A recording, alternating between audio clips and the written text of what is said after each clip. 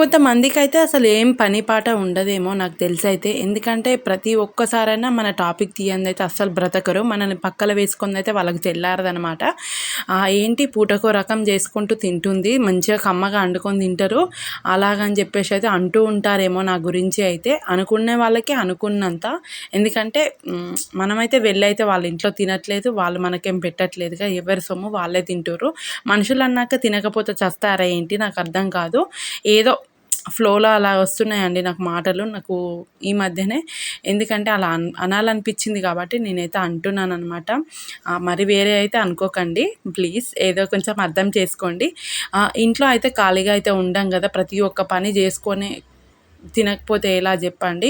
మనమైతే ఖాళీగా కూర్చొని తింటే అవైతే ప్లేట్స్ అనేది దగ్గరికి వస్తాయా? మనకేమన్నా మిషన్లు ఉన్నాయి ఇంట్లో గిట్ట చేసి వంట చేసి పెట్టనీకి? ప్రతి ఒక్క పని చేసుకునే వరకు ఈవినింగ్ అవుతుంది. అసలు పడుకునేసరికి 12 అవుతుంది నైట్ అయితే నాకు. మా పిల్లలు పడుకునేసరికి, నేను పడుకునేసరికి, పాపని స్కూల్కి పంపడం, స్కూల్కి పంపాక ఆఫ్టర్నూన్ లంచ్కి తీసుకురావడం, లంచ్ అయిపోయిన తర్వాత ఈవినింగ్ వెళ్ళడం, ఈవినింగ్ తీసుకురావడం, మళ్ళీ ఈవినింగ్ వచ్చాక తినబెట్టి మళ్ళీ ట్యూషన్కి పంపడం, మళ్ళీ ట్యూషన్ నుంచి మళ్ళీ నైట్ 7:00కి మళ్ళీ తీసుకురావడం, మళ్ళీ వంట చేసుకోవడం, మధ్యలో చిన్నోని చూసుకోవడం, ఎన్ని పనులు ఉంటాయంటే అన్నీ ఉంటాయి.